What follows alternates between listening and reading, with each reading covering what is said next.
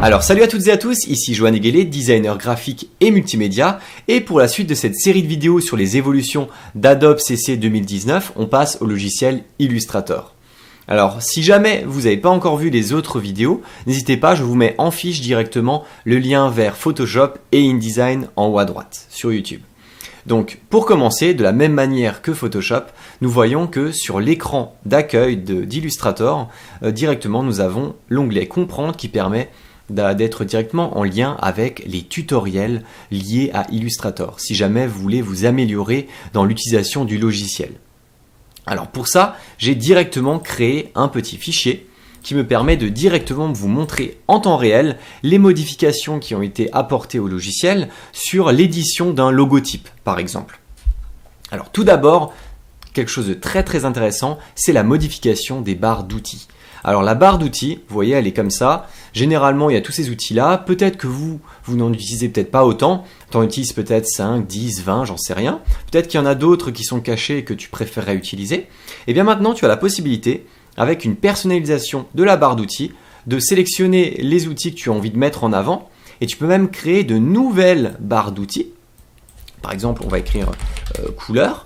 Et tu peux ajouter directement les différents éléments en question. Alors peut-être que pour cette barre d'outils couleur, tu vas rajouter directement ça, puis tu vas rajouter justement les outils dégradés. Et donc au fur et à mesure, tu vas créer ta propre palette. Et cette palette, en fait, elle peut te servir de barre secondaire, justement en latéral, si jamais tu as besoin de modifier les couleurs. Par exemple, ici, tu auras tous les outils liés à la plume, à la sélection ou ce genre de choses. Et ensuite, tout ce qui est lié aux couleurs, tu l'auras plus proche de tes plans que tu utilises pour modifier tes logos, par exemple. Ensuite, à partir de là, on a également l'optimisation des typographies et du texte, tout simplement, des polices. Alors pour ça, généralement, toi, ce que tu faisais, c'est que on allait par exemple chercher une police directement à la main, donc Open 100 par exemple, Open Symbol, ce genre de choses. Et en fait, maintenant la possibilité, c'est de directement aller sur caractère. Alors là, si j'écris Montserratine, en appuyant sur caractère, tu as la possibilité d'aller sur la petite flèche, et en fait en allant sur la petite flèche, tu as l'ensemble des polices qui sont sur mon ordinateur. Alors attends, on va juste se déplacer légèrement. Et en fait, on voit l'ensemble des polices de l'ordinateur, voilà, donc celles qui sont déjà installées. Donc là, tu peux voir que rapidement, tu as une petite phrase qui peut être présentée pour visualiser rapidement si la typographie peut fonctionner ou non. Donc c'est vraiment du temps réel. Et en plus de ça, tu as la possibilité de trouver encore davantage de typographies qui sont reliées au Type Font Kit de Adobe. Et là, du coup, tu as même la possibilité d'avoir des classifications, si tu veux des linéales, des bodoni, enfin ce genre de choses. Donc si tu veux vraiment des graisses plus ou moins light ou plus ou moins bold, et du coup ça te permet d'assez rapidement de trouver une nouvelle typographie pour ton logo et la création de tes logos. Donc là, je vais remettre le Montserrat Medium. Et à partir de là, tu as également la possibilité, alors là, ça, je trouve ça fou, surtout que c'est de l'intelligence artificielle, c'est que tu vois bien que j'ai mis différents plans. D'accord, tu le vois bien, j'ai mis différents plans. Eh bien, ce que j'ai fait, c'est que j'ai activé la transformation globale. Tu vois que j'ai 3 fois le même logo avec des couleurs différentes. Mais imaginons que je fais un retour avec le client et que le client a envie de changer justement cet élément-là, il n'a pas envie de l'avoir en bleu, il veut l'avoir en noir ou en rose. C'est quoi, on va le mettre en rose, comme ça ce sera plus flashy. Eh bien, tu vas devoir le faire individuellement pour chacun, voilà, comme ça, à la main, et ça va être un peu chiant, on se le dit. Eh bien, en fait, maintenant, tu as la possibilité d'avoir des groupes. Alors là, je les dégroupe parce que je l'avais fait juste avant de commencer la vidéo. Imaginons, on fait un groupe avec l'ensemble de ces éléments-là. On a un groupe également ici et ici. Ça veut dire que la structure des 3 plans, les logos sont exactement identiques les uns par rapport aux autres, c'est juste qu'ils ont d'autres couleurs.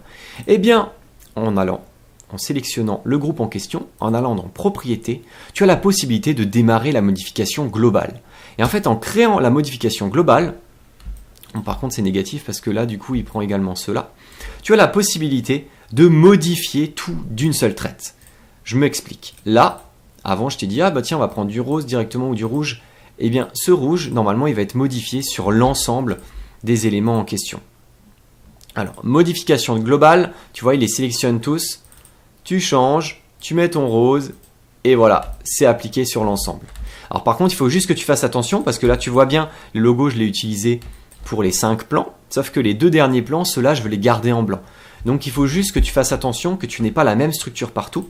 Donc là, vu que c'est également des groupes, je vais juste les dégrouper pour que chaque lettre soit individuelle. Ici, elles sont toutes combinées. Et du coup, en faisant modification globale, là, tu vois qu'ils ne réutilisent pas cela. Et du coup, je peux les mettre tranquillement en rose. Je trouve ça vraiment intéressant pour te permettre de modifier rapidement des couleurs, des typographies, des transformants de forme pour un groupe d'objets. Et pour les logos, je trouve ça extrêmement intéressant, surtout lorsque tu réalises une charte graphique, par exemple. Alors ensuite, c'est exactement pour ça que je t'ai mis le plan 4 et 5, tu as la possibilité de modifier les dégradés. Alors les dégradés, je trouve que tu peux faire des choses vraiment fantastiques, avoir des couleurs différentes, avoir plein de choses comme ça liées aux dégradés, mais j'ai toujours trouvé que c'était assez compliqué finalement. Il faut que tu utilises ton filet de dégradé, que tu crées plein de filets, qu'ensuite en fonction de ces filets, que tu sélectionnes un point, que tu en rajoutes une couleur, et en fait je trouve que c'est vraiment pas intuitif. Et Illustrator vient de changer ça. Ce que tu fais, c'est que tu appliques ton dégradé, et maintenant ils ont rajouté un troisième. Tu as le linéaire, le radial, et maintenant tu as le libre. Et le libre, c'est juste génial. Là, en fait, je pense que juste en te montrant ça, tu vois déjà ce à quoi t'en tenir. C'est que tout simplement, quand tu prends ton outil dégradé, eh bien, tu peux changer la couleur directement. Alors, en double-cliquant dessus, tu as la possibilité d'accéder soit à une palette de couleurs, soit à ton nuancier. Moi, j'ai préutilisé cela. Et du coup, ce que je fais, alors je double-clique, voilà, et je l'applique partout. Voilà, et voilà. Et en fait, ce qui s'est passé, c'est que même là, il a créé une ligne entre les différents éléments. Je vais juste revenir en arrière pour pas qu'il la crée, parce que ça, c'est justement la chose suivante que je voulais te montrer. C'est qu'en fait, tu as la possibilité de créer des lignes qui te permettent du coup de faire des dégradés comme ça avec des formes beaucoup plus sympathiques. Et donc, tu peux très rapidement faire des modifications au niveau de tes dégradés et de faire vraiment des créations originales que tu vas pouvoir modifier comme ça et faire vraiment pour tous tes projets de gérer les dégradés beaucoup plus rapidement et beaucoup plus simplement qu'auparavant. Tout ce que tu as à faire, c'est ça, et de choisir les dégradés que tu as envie de rajouter. Donc Denis de Graphismap, si jamais tu regardes cette vidéo, c'est carrément fait pour toi parce que je sais que tu adores les dégradés et là c'est tout simplement un bonheur à les utiliser. Ensuite, après les outils de dégradé, tu as la possibilité de créer des marionnettes. Alors là, je vais te créer la marionnette directement avec cet élément en question. J'aurais pu très bien le faire avec, par exemple, un animal, une petite mascotte, mais là, c'est juste pour te montrer vraiment à quoi ça sert. Je pense que tous les motion designers, eux, ils savent de quoi je parle, puisque souvent les marionnettes sont utilisées dans le motion design pour pouvoir créer des animations. Et là, en fait, quand je clique sur l'outil marionnette est appliqué sur l'ensemble de l'élément en question, du groupe, et en fait tu as la possibilité de déformer cette marionnette de manière beaucoup plus dynamique que précédemment. Et sur After Effects, c'est exactement comme ça que ça fonctionne. Et du coup sur After Effects, tu peux très bien faire des mouvements comme ça, où tu imagines, tu as ton Digitix, il peut jouer au football, tirer sur un ballon et puis ça fait un but. Voilà. Chacun a son imagination. Voilà. Donc ensuite, on arrive bientôt à la fin. Tu vois qu'il n'y a pas énormément de changements, mais je trouve que par rapport à Photoshop, tu vois déjà qu'au niveau de la rapidité d'exécution de tâches, on va dire relativement simples comme le logo, je trouve que c'est génial. Et puis l'outil dégradé, je trouve ça juste topissime. Ensuite, après ça, on a le recadrage basé sur le contenu.